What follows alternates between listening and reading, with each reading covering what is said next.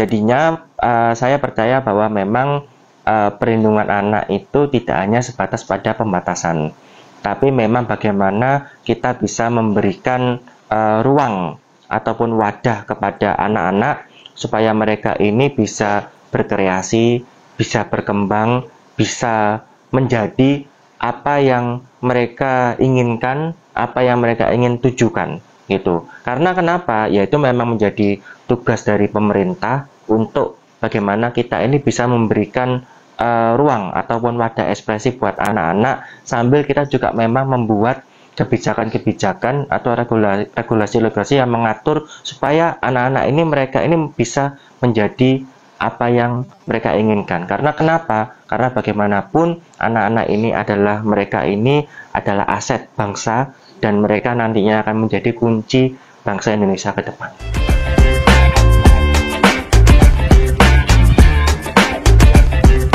Assalamualaikum warahmatullahi wabarakatuh. Empower kembali lagi di podcast Suara Rakyat yang kali ini nggak tahu, kayaknya saya langganan ya sama beliau nih ya. Tiap episodenya beliau mesti saya nge-host. Alhamdulillah dipertemukan lagi sama Mas Fuad. Halo Mas. Halo Mbak Iris. Di sela-sela kesibukan yang mau keluar pulau ini masih sempat ya ke sini ya? Iya, menyempatkan lah ya ketemu sama Mbak Yuris dan Empower sih. Asik. Nah, kita akan ngobrolin tentang jam malam nih. Ya kan, kebetulan kemarin barusan juga Yuris bahas di on air tentang jam malam yang katanya ternyata efektif untuk mengurangi siswa-siswa atau murid-murid yang sering terlambat. Itu ternyata bisa efektif 75% sudah tidak ada lagi murid-murid yang terlambat. Nah, tapi kalau ngomongin soal jam malam sendiri itu sebenarnya membatasi atau melindungi sih, kita akan bahas itu ya Mas ya. Nah, ngomongin soal latar belakang kebijakan, dampak positif negatif di masyarakat dan respon awal, menurut Mas Fuad nih, kenapa kebijakan ini munculnya baru sekarang? Iya, mungkin kan jadi kalau saya melihat, karena pemerintah Kota Surabaya dalam hal ini mungkin melihat beberapa tahun ini di mana memang perkembangan anak-anak di Kota Surabaya ini kan memang ya dengan pastinya dengan kecanggihan teknologi, terus kemudian perkembangannya semakin maju. Ini kan anak-anak sekarang ini kan sudah beda dengan mungkin anak-anak ya mungkin tahun 90-an ke belakang ya. Zaman kita dulu ya. Zaman kita bahkan mungkin zaman orang tua kita lah ke belakang 60-an. Karena kalau dahulu itu kan pastinya itu kan mesti kita tahu itu kalau sudah waktunya maghrib, mau maghrib itu mesti sudah disuruh pulang. Betul, gitu kan. betul. Sudah disuruh pulang ya, mungkin ya kalau yang Islam itu sholat, ataupun yang kalau yang non muslim mereka itu biasanya itu ya harus suruh mandi, terus kemudian waktunya belajar gitu kan.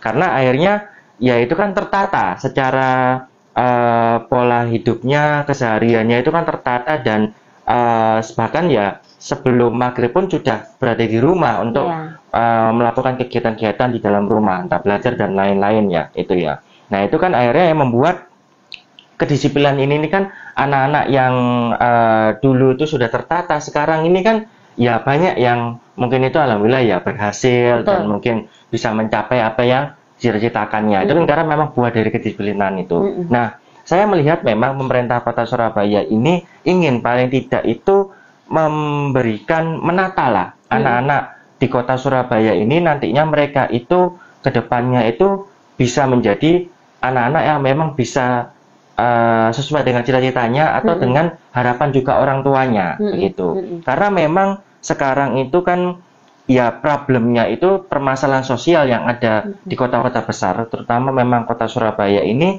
karena mungkin dengan ekonomi yang semakin berat, sehingga akhirnya itu tidak hanya bapaknya saja yang harus bekerja, terus akhirnya juga menyebabkan ibunya itu juga kadang itu harus bekerja untuk menambah atau membantu perekonomian keluarga, sehingga akhirnya perhatian kepada putra-putrinya itu agak kurang gitu. Ya. Sehingga akhirnya kurang aware atau kurang attentif untuk mengawasi putra-putrinya, karena memang harus membantu untuk perekonomian keluarga. Nah ini memang mungkin saya melihat solusi dari pemerintah kota untuk paling tidak itu memberikan edukasi kepada anak-anak Kota Surabaya ini, terutama memangnya usia sekolah, mereka itu agar lebih didisiplinkan dalam hal ini itu ada pembatasan untuk jam malam begitu. Oke, jadi kalau saya lihat sebenarnya Pemkot itu juga berusaha membantu membantu para orang tua yang mereka sibuk bekerja dan akhirnya anak-anak jadi kurang dapat perhatian dari orang tua dengan cara memberikan jam malam ini ya. Berarti kalau jam malam ini esensinya lebih ke melindungi atau apa Mas? Lebih? Ya sebenarnya kan begini, ya bagaimanapun itu kan untuk kegiatan masyarakat terutama anak-anak Surabaya itu ya nggak cuma hanya Surabaya, sebenarnya seluruh Indonesia itu memang perlu pemerintah itu kadang itu hadir. Karena kenapa? Kalau misalnya nanti itu pemerintah nggak hadir, misalnya pemerintah membiarkan anak-anak di atas jam 10 malam itu berkeliaran, mungkin ada yang sampai nongkrong sampai malam, bahkan mungkin ada yang sampai itu dia belum umur 18 tahun sudah merokok. Terus atau mungkin ada yang sampai ikut kegiatan-kegiatan yang ya kita kalau ngomong di norma sosial negatif seperti kayak balap liar atau mungkin gangster, tawuran, itu juga ada yang ikut itu. Dan kebetulan saya tahu sendiri karena waktu saya menjadi ketua Karang Taruna Kota Surabaya, kita sering menangani anak-anak tersebut begitu. Nah itu kalau pemerintah tidak hadir di sana nanti ya dikomentari sama netizen, kok pemerintah kok nggak ngurusi area-area itu. Makanya ini saya melihat ini sebagai wujud kepedulian dari Pak Wali Kota Surabaya, Pak Cak Eri, yang memang beliau itu ingin agar anak-anak Kota Surabaya ini mereka itu lebih disiplin, sehingga akhirnya melakukan kegiatan pembatasan jam malam. Gitu. Kalau sejauh ini pendekatan jam malam ini sudah sangat amat efektif untuk mencegah kenakalan remaja nggak sih Mas? Ya harusnya sih kalau menurut saya bisa untuk efektif untuk mencegah. Karena kenapa? Akhirnya anak-anak itu kan mereka dibatasi ruang geraknya, mereka harus maksimal sebelum jam 10 itu sudah harus berada di rumah, sehingga mereka nantinya itu bisa mengatur pola ritmenya kehidupannya. Karena kenapa? Ya kita nggak memungkiri lah, yang namanya anak-anak apalagi yang beranjak ke remaja itu kan pasti ya mereka itu kan butuh mencari yang namanya jati diri ya. Akhirnya kan ya pengen kelihatan, pengen seperti apa atau pengen tampil begitu. Nah kalau ini tidak diarahkan atau mungkin tidak dibatasi ruang geraknya, maka nanti itu bisa akhirnya itu kemana-mana, atau bahkan mungkin karena tidak mendapatkan aturan atau perhatian dari orang tuanya karena memang orang tuanya sibuk, nanti takutnya itu malah bisa kemana-mana gitu. Karena kenapa Mbak Yuris? Jadi pengalaman saya itu rata-rata itu anak-anak yang mereka itu menjadi korban dari tawuran, bahkan mungkin sampai mereka itu ini nggak sampai jadi korban jiwa ya, nggak sampai meninggal, tapi ya mungkin anggota tubuhnya itu ada yang sudah tak sempurna atau itu ataupun yang memang mereka itu ada ikut-ikutan kayak balap liar itu, atau bahkan sampai ada yang masuk ke dalam tindakan kriminal, jadi menjadi pelaku entah pencurian atau apapun itu. Dan ini memang anak-anak yang di bawah 17 tahun itu rata-rata itu ikut karena lingkungannya.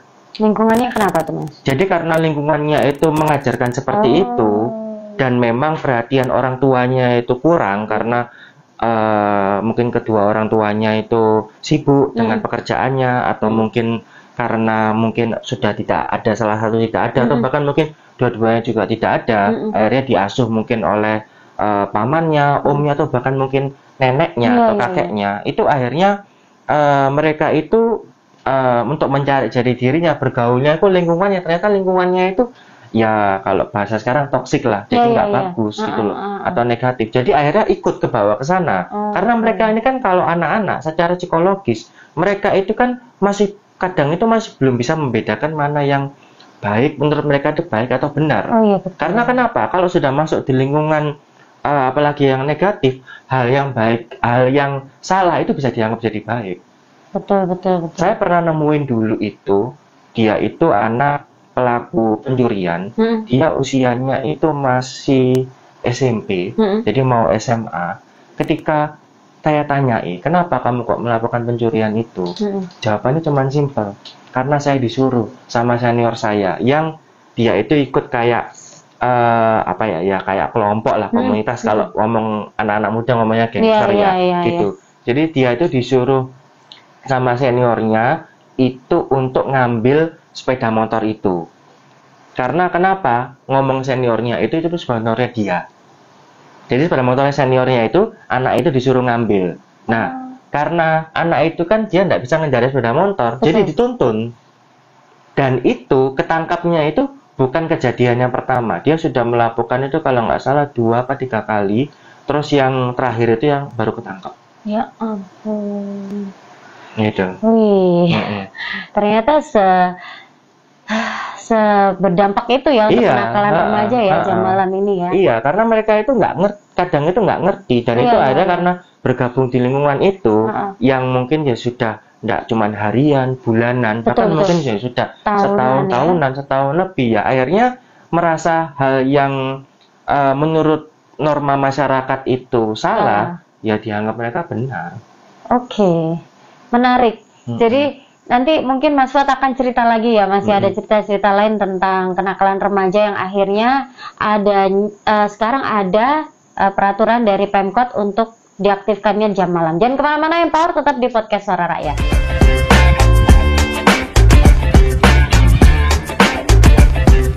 Kembali lagi di podcast Suara Rakyat. Kali ini segmen 2 kita akan membahas tentang jam malam yang ternyata bukan sekedar larangan, tapi juga membangun ruang aman. Apalagi khususnya termasuk khususnya untuk anak-anak ya. Nah, Mas Fuad, ada pendekatan jam malam yang menyasar ke akar masalah. Apakah pendekatan jam malam menyasar akar masalah atau hanya di permukaan aja nih, Mas? Menurut Mas Fuad?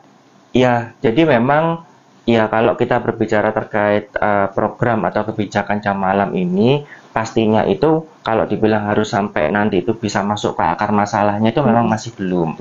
Tapi ini paling tidak itu merupakan tindakan awal dari pemerintah, terutama pemerintah Kota Surabaya ini untuk lebih ke awalnya mendisiplinkan anak-anak Kota Surabaya.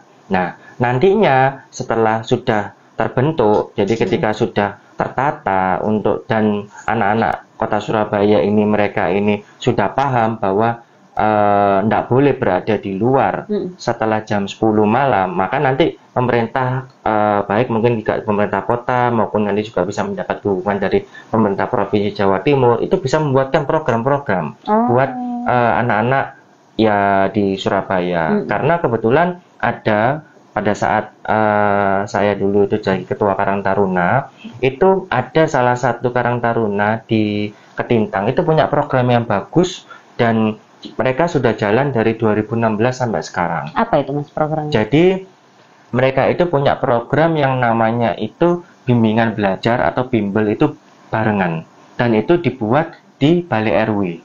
Gitu. Memang tidak setiap hari rutin, tapi seminggu sekali tiap hari Jumat. Kebetulan saya juga pernah datang dan ngisi juga. Gitu. Itu untuk apa? SD, TK, SD, itu semua SMP? TK, SD, SMP, SMA.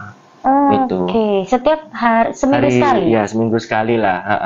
Tapi masih konsisten sampai sekarang. Wah, gitu. Keren. Makanya luar biasanya kan itu, karena kan biasanya kan ya kalau programnya anak muda itu kan jarang sekali konsisten ya. Ini konsisten dari 2016 sampai saat ini. Sekarang. Itu pengajarnya siapa, Mas? Macam-macam. Jadi dulu itu pengajarnya itu awalnya diambilkan dari anak-anak yang remaja kuliah warga kampung sekitar, terus kemudian berjalan terus istiqomah, terus jalan terus, akhirnya pemerintah kota itu melihat, terus akhirnya dari Dispendik Dinas Pendidikan Kota Surabaya itu memberikan tutor itu setiap ya Jumat itu, gitu. Terus jadi akhirnya ya bergantian, kadang kayak saya dulu pernah itu ngisi, terus Pak Wali juga pernah itu teman-teman itu untuk ngisi gitu. Jadi ya sampai sekarang terus berjalan. Bagus berarti programnya. Nah, itu kan bisa nanti itu program itu sebagai sarana paling tidak itu anak-anak kita itu ya mereka itu kalau mereka bosen di rumah nggak tahu harus ngapain ya bisa belajar bareng, yang entah di Balai RW atau di pendopo kelurahan ataupun dimanapun, itu kan sebagai sebuah kegiatan untuk mengisi waktu malamnya anak-anak ini sebelum mereka nanti kan tidur. Itu kalau sekarang sudah berjalan di berapa kecamatan? Sebenarnya kan setelah itu kalau nggak salah berdasarkan mungkin ada melihat itu, saya melihat kalau nggak salah dulu Pak Wali menyampaikan katanya itu ada kan, kalau memang tiap wilayah itu ada seperti itu bimbingan bimbel, mungkin dari pihak RW-nya atau LPMK-nya itu bisa menyampaikan ke Pemkot, itu dari Dispendik bisa bantu untuk tutornya. Jadi disediakan nanti tutornya ya. Kalau ada kebutuhan yang serupa, silakan mengajukan ke Pemkot gitu ya. Oh, bisa ternyata begitu. Oke, menarik. Nah, ngomongin soal jam malam dan anak-anak remaja yang keluar malam pastinya. Ada beberapa anak-anak remaja itu yang keluar malam ternyata bukan untuk hal negatif, tapi karena mereka nggak punya ruang ekspresi. Menurut Mas Fuad ini gimana? Apakah ada solusinya atau gimana, Mas? Ya, sebenarnya kan kalau terkait untuk ruang ekspresinya itu kan mereka bisa menjalankan atau membuat kegiatannya itu pada saat jam-jam aktif itu. Ya mungkin mulai dari, ya pasti kan kalau sekolah itu kan mulai dari jam 6:30, ya ada yang siang jam 12 sudah pulang, atau mungkin kalau yang full day school jam 3, jam 4 sore kan sudah pulang. Nah, setelah itu kan kegiatannya memang sudah tidak masuk dalam kewenangan sekolah lagi.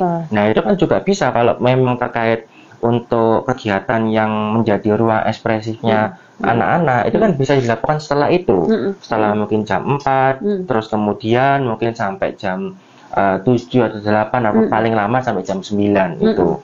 Karena kan memang kalau ruangnya ekspresif sebenarnya masih ada begitu. Dan yang dikhawatirkan pemerintah itu kan kalau misalnya kegiatan anak-anak itu jam 10 ke atas itu masih berkeliaran, khawatirnya itu kan pasti kan nanti akan mengganggu ya mungkin entah dari sisi psikologis atau mungkin kegiatan ritme sehari-harinya mereka, sehingga nantinya kegiatan untuk besoknya dalam hal ini sekolah itu kan akan terganggu kan. Pastinya mereka tidak bisa berkegiatan sekolah itu dengan maksimal gitu, entah mungkin ya terlambat masuk sekolah, atau mungkin pada saat di sekolahnya itu mengantuk sehingga tidak bisa menerima pelajaran dengan baik gitu. Jadi memang sebenarnya kalau dibilang untuk mengganggu atau mengurangi ruang ekspresif sih enggak, karena masih ada jam-jam lain ya dari sore sampai malam sebelum jam 10 itu kan jadi momen anak-anak itu untuk mengembangkan dirinya gitu, dengan sesuai dengan bidang dan minatnya masing-masing. Jadi sebenarnya kalau misalkan pun pagi harus sekolah, setelah pulang sekolah itu masih ada waktu ya untuk mereka berekspresi ya Mas ya, melakukan kegiatan atau hobi yang disukai tanpa melanggar jam malam ya. Tinggal manajemen waktunya aja berarti ya. Oke. Nah, ada lagi nih yang menarik adalah anak-anak korban broken home atau kekerasan rumah tangga, ya kan? Seringkali anak-anak korban broken home ini justru ngerasa aman kalau di luar rumah, dalam tanda kutip aman.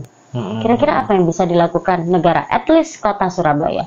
Iya, jadi memang kalau kita berbicara di kota Surabaya, memang sejak waktu di eranya Bu Risma hingga saat ini Pak Eri, pemerintah kota Surabaya itu sudah membuat kebijakan itu yang ada tempat itu yang namanya rumah ramah anak, atau memang rumah tempat untuk nampung anak-anak. Ya mungkin ya seperti kayak tadi korban broken home juga, atau mungkin juga korban pelecehan seksual, ataupun mereka ini adalah para pelaku tindak kriminal gitu. Karena memang saat ini itu juga pelaku tindak kriminalnya di bawah umur itu juga jumlahnya banyak. Dan juga tadi yang seperti saya sampaikan juga, mereka itu melakukan itu semua karena disuruh atau ikut-ikutan tanpa tahu resiko yang dihadapi oleh mereka itu seperti apa. Itu makanya memang, dan setuju juga dengan pertanyaannya itu, rata-rata yang para anak-anak yang menjadi entah pelaku itu ataupun korban itu memang kebanyakan dari keluarga broken home. Entah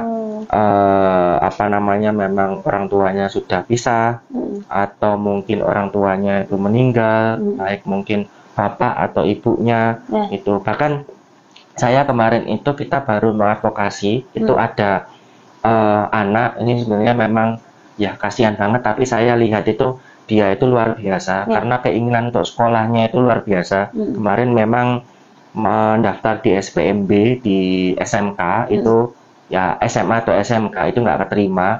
Padahal dia ini kondisinya itu juga parah. Jadi maksudnya parah itu orang tuanya itu sudah meninggal dua-duanya. Terus kemudian akhirnya diasuh oleh neneknya. Nah, neneknya itu pas COVID itu meninggal, sehingga akhirnya ikut sama omnya, ikut kakak omnya gitu. Tapi ternyata rumahnya ditinggali oleh neneknya itu sudah dijual oleh omnya, dan omnya entah kemana. Jadi akhirnya sekarang itu sudah luntang-lantung sendirian. Terus tinggal di mana dia sekarang, Mas? Ngekos itu. Umur? Di daerah Duku Kupang. Ya usia SMA, jadi ya 15. Sekarang masuk itu. Kemarin ya ditemuin sama teman-teman dari PAJ PDI Perjuangan, kita bantu advokasi, terus ya akhirnya karena memang sekolah negeri nggak bisa, kita coba bantu masuk di SMK, ya kita bantu juga untuk pendidikan. Alhamdulillah juga SMK-nya itu juga membantu dalam artian memberikan keringanan biaya gitu. Berarti jadi anak itu bisa sekolah. Bisa sekolah, ngekos, hidup sendiri, lalu kebutuhan kehidupan sehari-hari? Nah, kebetulan itu ibu kosnya yang jadi kosnya itu benar-benar membantu baik. Masya Allah. Jadi memang kalau dia nggak punya uang itu dikasih makan gratis. Nah, karena ibu kosnya itu baik, anak ini tuh nggak tega. Jadi kemarin pada saat libur sekolah dia ya kalau anak-anak yang lain gitu kan pas libur sekolah ya pasti jalan-jalan atau kemana kegiatannya itu, dia ndak jadi kuli bangunan. Cowok ini? Cowok. Makanya ya kemarin ya kita juga bantulah paling enggak untuk ya kegiatan sehari-harinya lah, untuk uang jajannya juga. Luar biasa ya. Aduh, jadi pengen nangis ya. Ingat perjuangannya anak umur 15 tahun sudah nggak punya siapa-siapa. Sudah nggak punya siapa-siapa. Harus tetap sekolah. Lihat ya, tapi ya makanya saya luar biasanya itu dia itu masih mau sekolah. Nah, gitu. Malah pengen, pokoknya itu gimana caranya itu harus sekolah. Makanya dia itu sampai mengumpulkan uang itu ya jadi kerja kuli bangunannya itu untuk disisihkan untuk biaya sekolah. Keren banget. Boleh ini bawangnya boleh diminggirin dulu nggak? Oke, Empower masih akan ada satu segmen lagi dengan Mas Fuad ya. Jangan kemana-mana, masih di podcast Suara Rakyat.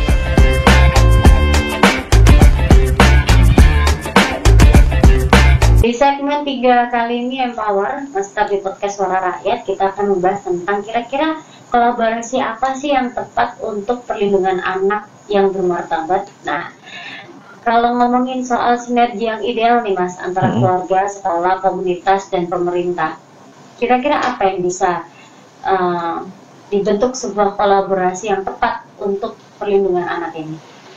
Ya, sebenarnya memang itu kan semua itu saling terkoneksi ya, saling harus memang saling support ya, antara di lingkungan sekolah, kemudian di lingkungan keluarga, dan juga pemerintah yang membuat regulasi ataupun kebijakan yang mengatur tentang kota ini, maupun cara berkegiatan warganya itu memang harus saling berkolaborasi. Cuman memang terkadang itu kan kita berbicara realita di masyarakat, jadi seperti saya sampaikan, mungkin dari pihak sekolahnya sudah membantu untuk membentuk anak tersebut, tetapi karena ketika anak tersebut sudah selesai sekolah, itu kan memang seringkali tidak menjadi tanggung jawab dari pihak sekolah, sehingga akhirnya dikembalikan kepada pihak keluarga. Nah, keluarga ini kan tidak setiap rumah atau setiap kakak kondisi keluarganya itu ya mungkin ada sesuai, atau mungkin harapan dari pemerintah atau harapan dari masyarakat pada umumnya, karena kan pasti setiap keluarga itu macam-macam kondisinya gitu. Ya tadi ada yang memang keluarganya mungkin ya broken home, ada mungkin juga keluarganya itu ada salah satunya yang meninggal, misalnya bapaknya meninggal sehingga ibunya itu harus pontang-panting sebagai kepala keluarga, harus nyari duit ke sana kemari, sehingga akhirnya tenaga pikirannya untuk mengurusi anak itu hampir nggak ada gitu, sehingga akhirnya anak itu kan ya pasti memang harapannya itu kan pasti semua itu orang tua itu pengen anaknya seperti ini atau punya tujuan begitu, tapi kan karena memang entah realita ataupun kondisi ekonomi dan apapun itu bisa tidak membuat menjadi hal seperti itu. Makanya memang akhirnya ya pemerintah ini perlu hadir gitu loh. Dan mungkin memang kalau menurut saya memang tindakan awalnya itu adalah terkait pembatasan. Tetapi memang nantinya itu harus diselingi dengan program-program untuk memberdayakan anak-anak tersebut ini, mereka ini bisa menjadi lebih kreatif. Dan memang yang paling penting itu sebenarnya kalau sekarang itu anak-anak kita itu mereka itu punya mental daya juang dan pantang menyerah begitu. Karena kenapa? Sepinter-pinternya anak-anak kita, tapi kalau mereka itu dia itu tidak punya mental yang kuat, daya juang yang tangguh dan pantang menyerah, maka nanti itu ketika ada masalah, pilihannya itu dia itu menganggap itu ada sebuah kegagalan yang hakiki. Maksudnya itu hal yang permanen, dan itu pilihannya kadang itu bisa berujung sampai mungkin ya bunuh diri ataupun yang lain gitu. Karena kenapa? Mentalnya belum terbentuk. Apakah ada Mbak? Jadi ada juga anak yang dia itu setiap hari itu belajar terus sekolah, bahkan ya kalau di sekolah itu ranking apa-apa. Tapi ketika pada saat dia itu mungkin mengikuti kompetisi, olimpiade pun yang lain itu gagal, dan dia merasa itu adalah sebuah kegagalan yang permanen dan ini nggak bisa diperbaiki, itu sampai ada yang bunuh diri pun juga ada kayak gitu. Karena tekanan apa? Betulnya tekanan karena merasa menganggap gagal itu loh. Makanya ya apa ya, kalau saya ngomong itu ketika ada diomong itu loh anak itu loh nakal apa-apa, saya sih nggak melihat itu dia itu nakal gitu. Tapi kalau kita melihat itu dia itu punya tujuan apa dan dia berusaha untuk mencapai itu. Iya, kalau nakal itu masalah persepsi, tapi yang penting itu dia itu bisa mencapai tujuannya. Betul. Berarti ini masuk ke pendidikan karakter ya? Iya, karakter itu juga penting. Karena apa ya? Ya kalau kita berbicara mungkin ya orang-orang yang sukses pada saat ini, mungkin ya orang terkaya atau mungkin 10 besar orang terkaya di Indonesia atau apapun itu, ya mereka secara pendidikan kalau kita lihat ya juga bukan yang orang yang lulusan sampai S2 bahkan S3, bahkan mungkin yang kayak salah satu contoh kayak Pak Khairul Tanjung itu dia ya lulusan S1 malah dokter gigi, dia fakultas kedokteran gigi, tapi dia bisa menjadi pengusaha yang sampai besar sampai sekarang gitu kan. Ya itu pasti saya yakin itu ya orang yang buat usaha itu ya nggak mungkin pertama itu langsung bisa sukses. Pasti ada gagalnya, dan itu tergantung bagaimana kita menyikapi kegagalan itu untuk tetap bangkit dan survive, terus berusaha gitu. Habisin jatah gagal ya Mas? Iya, ibaratnya itu kalau dulu pernah Pak Dahlan Iskan pernah ngomong itu ya, kita kalau bisa habiskan jatah gagal kita itu di usia muda gitu, sehingga nanti itu pada saat usia menginjak dewasa atau bahkan sudah matang itu sudah tinggal manennya ya. Iya, setuju sih. Oke, pendidikan karakter tadi sudah dibahas. Berarti selain pendidikan karakter, harusnya parenting juga jadi prioritas kebijakan juga dong Mas?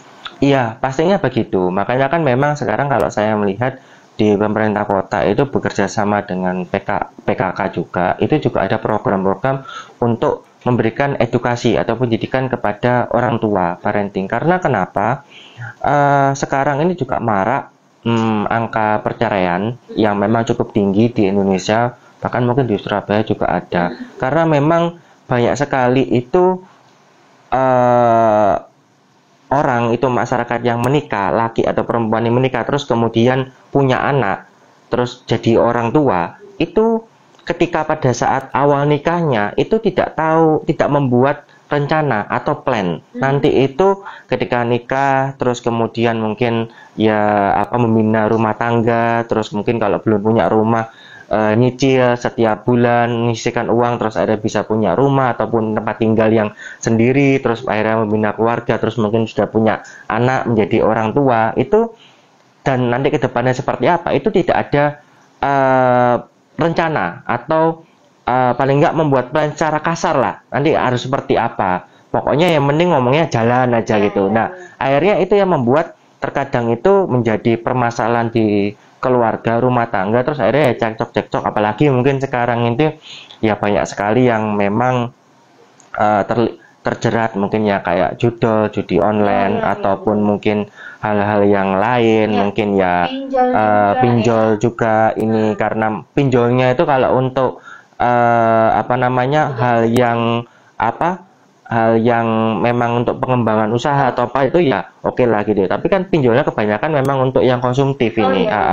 Itu yang menjadi permasalahan, dan akhirnya kan menjadi permasalahan keluarga, dan itu yang membuat akhirnya angka perceraian juga sekarang itu tinggi. Makanya memang sekarang itu pendidikan untuk pembinaan keluarga itu penting. Dan setahu saya memang kemarin itu, kalau dulu memang waktu di eranya Bu Risma itu orang kalau nikah itu bisa cepat gitu. Nah sekarang itu katanya itu aku dengar kalau di Surabaya itu ada program sebelum menikah diberikan pendidikan parenting dulu. Betul. Ya, makanya akhirnya sekarang itu kalau mau nikah itu harus spare waktu itu paling tidak 3-6 bulan sebelum akad nikahnya. Karena sebelum mereka mendaftarkan setelah mendaftarkan di KUA nanti ada pendidikan parentingnya secara itu sih, Zoom sih kalau nggak salah, virtual. Gitu. Kalau nggak salah pendidikan pranikah juga. Iya, itu pranikah. Parenting ininya kan. Karena kan akhirnya para anak-anak muda yang mau menikah ini, mereka diberitahu bahwa nanti itu kehidupan pernikahan itu akan seperti ini, seperti biar nggak kaget gitu. Gitu. Iya, ya paling nggak itu memantapkan lah. Iya, karena kan kadang itu kan mungkin ketika mau menikah itu juga ada yang ya orang tuanya itu tidak memberikan tahu kondisinya seperti apa pada saat nikah gitu, atau mungkin ya tadi kan karena kondisi keluarganya itu broken home, jadi kan yang dilihat oleh anak tersebut itu adalah kondisi keluarga itu yang broken home. Padahal kan ya membina hubungan rumah tangga kan nggak seperti itu aja. Gitu. Oke. Menarik ya. Sekarang udah mulai masuk, mulai dari jamaah, sekarang kita bergeser ke banyaknya kasus perceraian di Surabaya, yang akhirnya pemerintah kota juga membuat sebuah solusi ya. Iya, program solusi. Lah. Iya, paling tidak itu memberikan edukasi. Betul. Iya. Tidak terjadi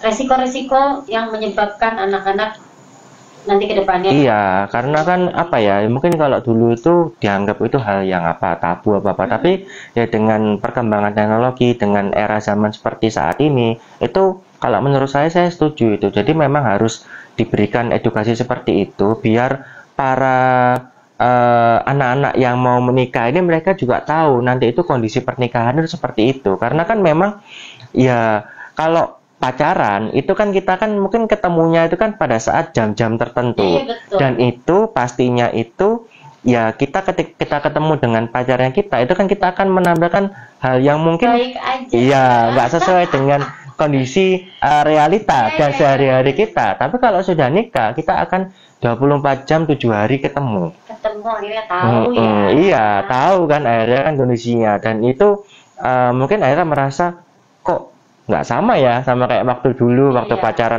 itu pasti ada. Kenapa kok saya bilang gitu ya, juga mengalami kayak gitu. Sama. Oke. Ini makin seru tapi waktunya terbatas Mas Fuad, jadi closing statement untuk di episode kali ini Mas Fuad, silakan.